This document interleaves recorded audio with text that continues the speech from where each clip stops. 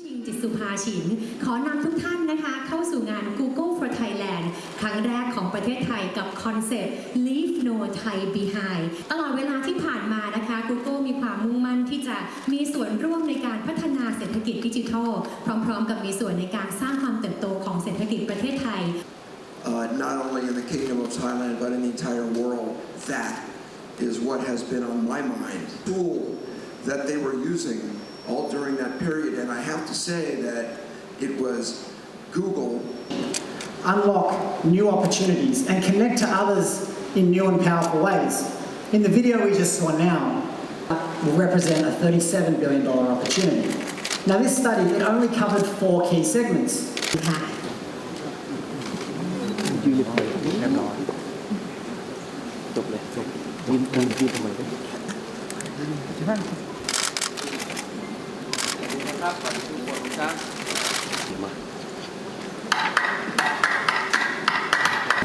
กราบเรียนท่านนายกรัฐมนตรีพลเอกประยุทธ์จันทร์โอชาและแขกผู้มีเกียรติที่เคารพทุกท่านครับก่อนอื่นก็ต้องขอกราบขอบพระคุณท่านนายกรัฐมนตรีที่ได้ให้เกียรติมาร่วมงานในวันนี้ซึ่งเป็นความร่วมมือระหว่างภาครัฐและภาคเอกชนนะครับโดยเฉพาะยิ่งการเปลี่ยนผ่าน ประเทศและสังคมไปสู่ยุคดิจิทัลแล้วนะครับขอกราบเรียนเชิญท่านนายกรัฐมนตรีได้กรุณาให้โอวาทและคำแนะนำในการทำงานร่วมกันในเชิงประชารัฐของทุกฝ่ายในที่นี้ครับกราบเรียนเชิญครับ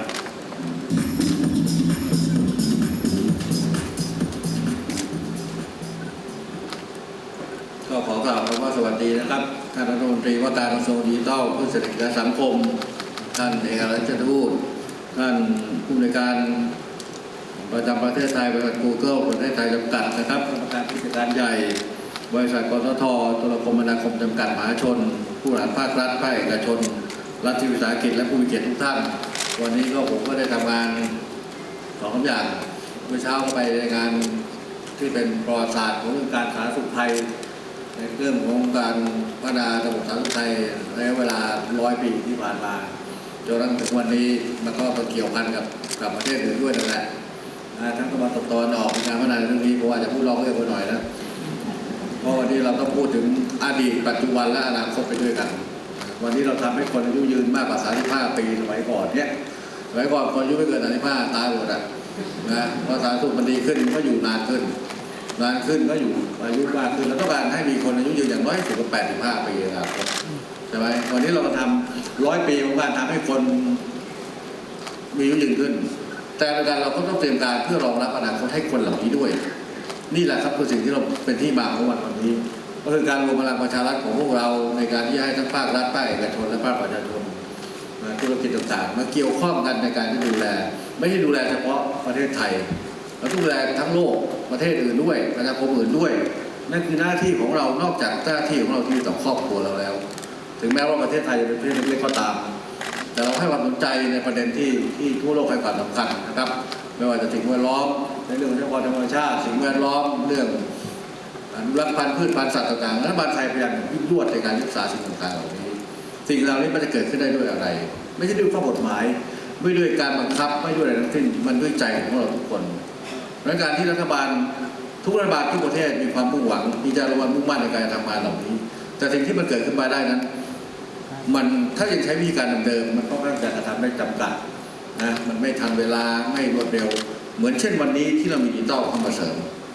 เพราะฉะนั้นวันนี้โลกของเรากำลังมีโอกาสนะครับคือการทำให้ทุกคนมีโอกาสที่เท่าเทียมกันคือโอกาสคือช่องทางในการที่แสวงหามีอาชีพมีรายได้ที่เพียงพอนะครับนั่นคือโอกาสของทุกคนโดยการที่มีดิจิตอลเข้ามาเสริมจากชีวิตประจำวันจากของเดิมที่ผ่านมาประเทศไทยมีผู้ใช้งานโทรศัพท์สมาร์ทโฟนเท่าไหร่แล้วมีคนอยู่70 ล้านใช้โทรศัพท์ประมาณสัก90 ล้านได้นะมี Facebook เวียงไต่ประมาณ70 กว่าที่ใช้70 กว่าล้านนะคือสิ่งเหล่านี้เป็นสิ่งที่เป็นความก้าวหน้าอย่างรวดเร็วขณะเดียวกันอย่างไรก็ตามสิ่งที่มันเร็วเราต้องเตรียมผลของเราให้พร้อม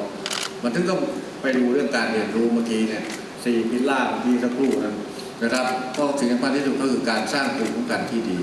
ให้ประชาชนของเรานั้นมีภูมิต้านทานในเรื่องการใช้ ดิจิตอลให้เกิดประโยชน์สูงสุดเพราะอะไรก็ตามที่มีประโยชน์มากมันก็ต้องมีความเสี่ยงมากไม่ใช่ว่าไม่ดีนะครับมันดีแน่นอนเมื่อสักครู่ก็ได้พูดกับท่านตัวแทนภาคธุรกิจเมื่อสักครู่นี้ว่าเราก็จะเป็นต้องมาดูประชาชนทั่วไปที่เขาวันนี้เรากำลังเดินหน้าโลกไปสู่สังคมยุคใหม่โลกยุคใหม่โลกยุคการพิวัตรโลกการพิวัตรโลกใช้หุ่นยนต์ต่างๆคนที่เหลือจะอยู่ได้อย่างไรอันนั้นก็เป็นคนอีกกลุ่มหนึ่งนะครับเราต้องลิฟต์โนวันบีไฮที่บอกที่โนไทยบีไฮแล้วแต่เพราะฉะนั้นเราต้องคิดถึงเขาด้วยทั้งหมดถ้าเราคิดแต่เพียงกลุ่มเรากลุ่มเดียวกลุ่มอื่นมันก็มีผลกระทบแล้วถ้าเราช่วยกันแก้ไปทุกอย่างมันจะสามารถสานต่อไปได้นะครับอันนี้ผมว่าพูดนอกเรื่องนิดนึงวันนี้ก็เรื่องสุขภาพนะผมเองก็วันนี้ก็จะมีไข้นิดหน่อยจังหวัดมาเดี๋ยวคงหายเพราะว่ามาดิจิตอลผมแก้ผมได้นะเป็นหลายวันแล้วจากวันนี้จะไปทำงานไปภูฏานหน่อยนะก็ไปทำเพื่อเพื่อนเราเพื่อมีประเทศของเรานะครับเราก็ต้องstronger together เข้มแข็งไปด้วยกันนะก็ฝากทางบริษัทต่างๆช่วยกันพัฒนานะครับพัฒนาเพราะว่ามันก็โลกของเราโลกใบเดียวกันอากาศเดียวกันน้ำต่อเนื่องกันแผ่นดินก็เชื่อมโยงกับทุกประเทศนั่นแหละนะมีใครประเทศไหนจะมีความสุขประเทศที่เหลือมีความสุขไปด้วยมันก็ดีทั้งโลกใช่ไหมถ้าใครเดือดร้อนใครมีความทุกข์ก็ทุกข์ไปด้วยกันทั้งหมดนั่นแหละครับคือสิ่งที่เราเป็นสังคมแห่งมนุษยชาตินะเลยกลับมาดีกว่าวันนี้ก็ยินดีได้มาเป็นประธานเปิดงาน Google for Thailand นะครับซึ่งเป็นการเปิดตัวโครงการ Google Station ที่เรียกว่า Cat Wi-Fi ก็เป็นความร่วมมือท่านเทคโนโลยีดิจิทัลของบริษัท Google Asia Pacific จำกัดนะครับ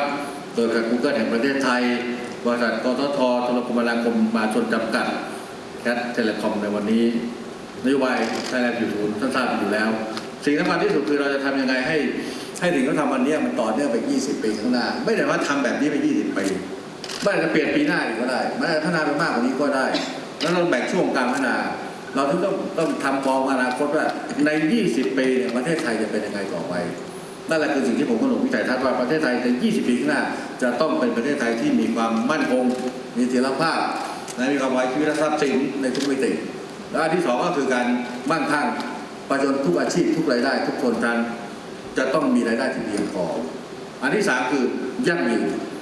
ก็คือทุกคนสามารถจะพัฒนาประกอบการต่อไปได้มากขึ้นเรื่อยๆนะมากกว่าความชีวิตที่เขาอยู่อย่างพอเพียงให้เขามีความสุขนั่นแหละครับคือ20 ปีที่คาดหวังคงไม่ได้นานเกินไปสำหรับประเทศไทย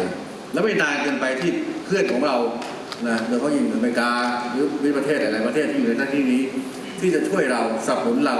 ในหน้าที่ท่านมีความการพัฒนาเจริญตัวที่ก้าวหน้ากว่าเรานะผมพร้อมจะร่วมมือกับทุกประเทศนะครับในนามของประเทศไทยวันนี้เราต้องเน้นในเรื่องของการทำตามยุทธศาสตร์ของเราให้ได้นะซึ่งจะมีแผนแม่บทในตรงนี้ก็จะเป็นแผนแม่บทของยุทธศาสตร์ชาติในเรื่องของการพัฒนามีอยู่6 ข้อของยุทธศาสตร์ที่เกี่ยวข้องตรงนี้ก็คือเรื่องของยุทธศาสตร์ด้านการพัฒนาความเข้มแข็งเพื่อถึงความสามารถของประเทศของประชาชนในประเทศยุทธศาสตร์ข้อหนึ่งอีกข้อหนึ่งคือกระจายรายได้ลดความเหลื่อมล้ำอันนี้ก็เป็นยุทธศาสตร์ข้อหนึ่งซึ่งดิจิทัลจะเข้ามาเสริมตรงนี้ให้เราได้แล้วก็เป็นตรงยุทธศาสตร์ข้อคือยุทธศาสตร์การพัฒนาทรัพยากรมนุษย์นะครับซึ่งจะศึกษาให้คนได้มีการเรียนรู้ในระบบการศึกษาเพิ่มเติมการเรียนรู้ตลอดชีวิตจะเห็นว่าใน6ยุทธศาสตร์ชาตินั้นดิจิทัลมาเสริมทั้งหมดนะมาอยู่เกี่ยวข้องทั้งหมดในโลกปัจจุบันนะครับการพัฒนาโครงสร้างพื้นฐานของประเทศการใช้Big Data มา analysis ออกมาซึ่งเราต้องเตรียมคนไว้อีกแหละนะเรื่องการทำ Big Data ออกมาในการบริหารการแผ่นดินเพื่อไม่เกิดการซ้ำซ้อนไม่เกิดการใช้งานอย่างสิ้นเปลืองแล้วก็ตกความลำบากของประชาชนเพราะฉะนั้นดีต้องช่วยหมด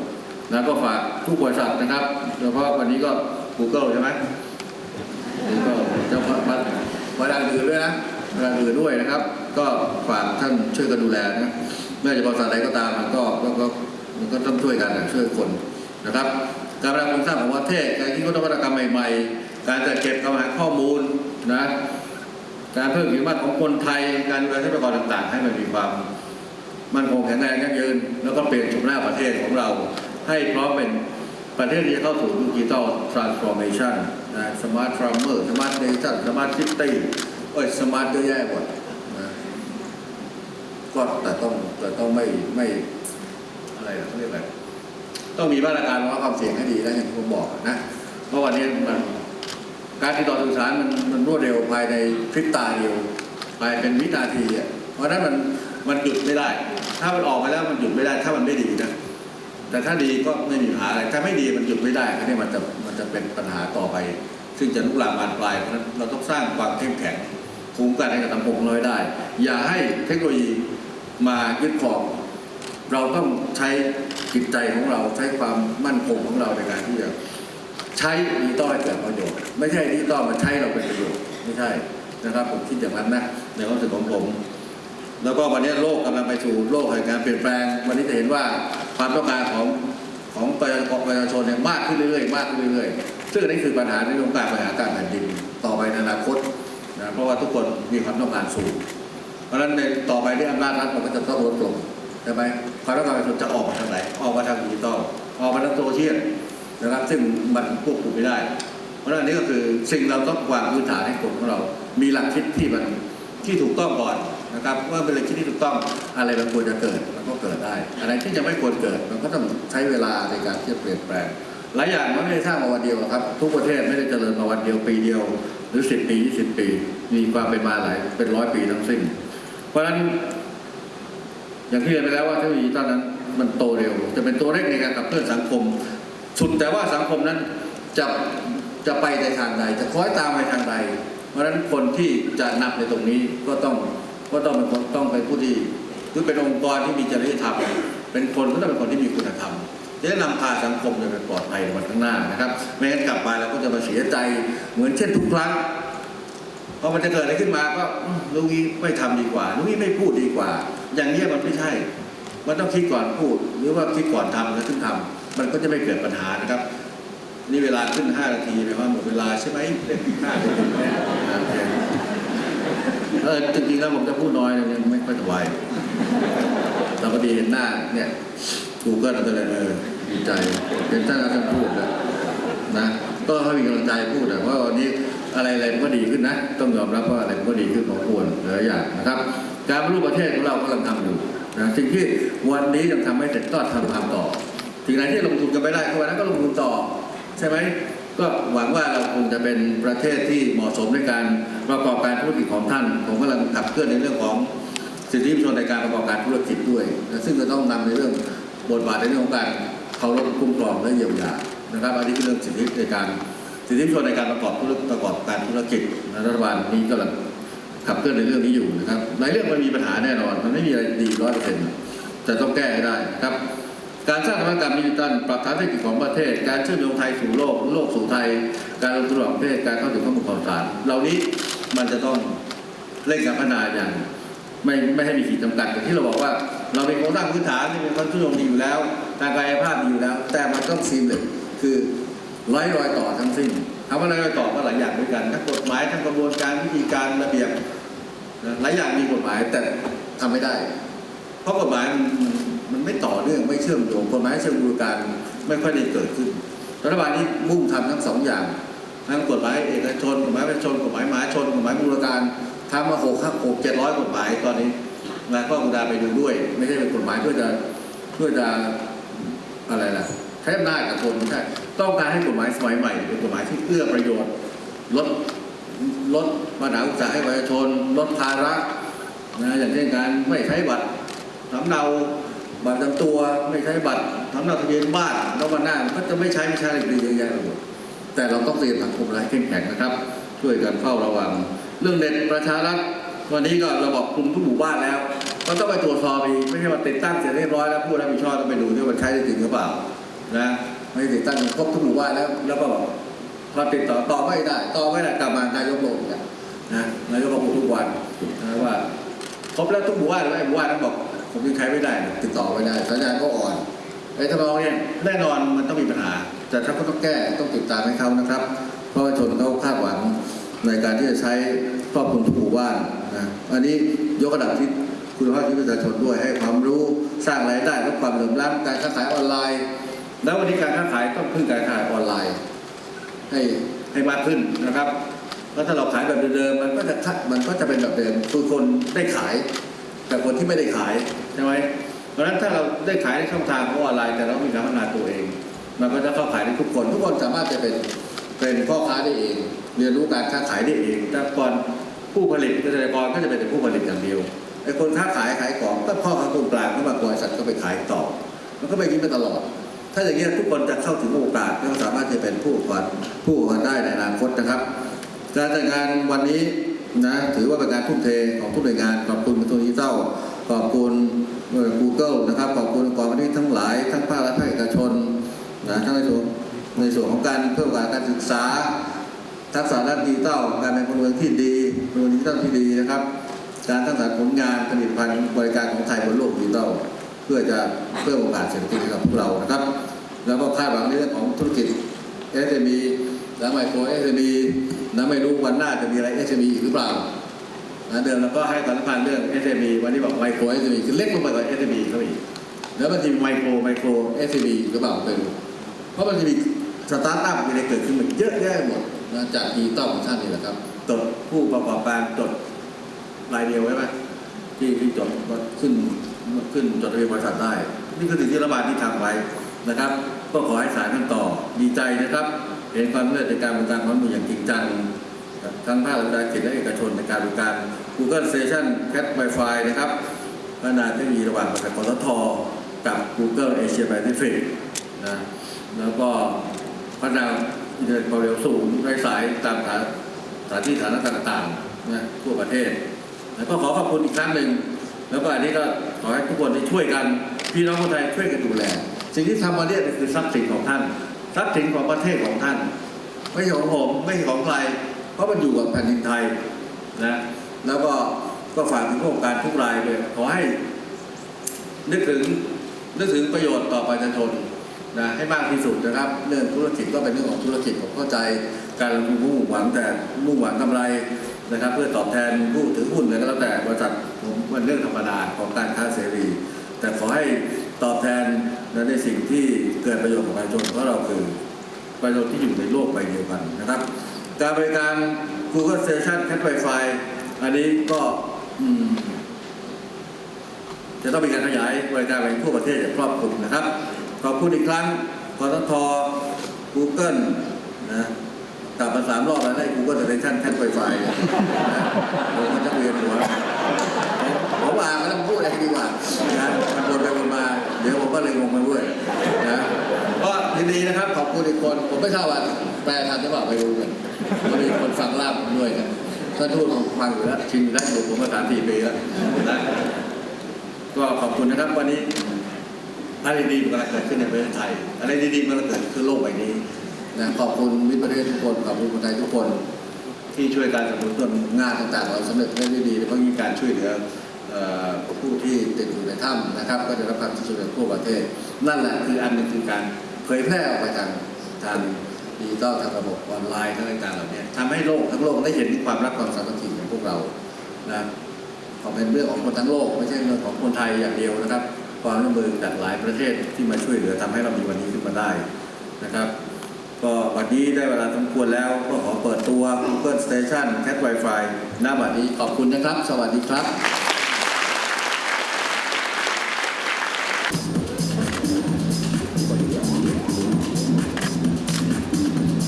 กระทรวงดิจิทัลเพื่อเศรษฐกิจและสังคม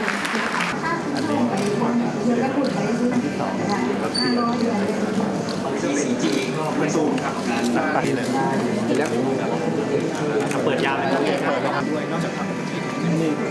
ใครก็ได้ใช่ไหมอันนี้เป็นคนที่ทำคอนเทนต์บน YouTube อยู่แล้วตอนนี้เราจะทำอะไรด้วยมีที่สำหรับมอเตอร์ไซค์ด้วยจะมีเรื่องอื่นเวลาเขาใส่จักรยานได้เราเปิดได้ได้ครับปัจจุบันมีจังแล้วน่าจะไปดูได้นะมันใช้บริการคุณนะง่ายครับ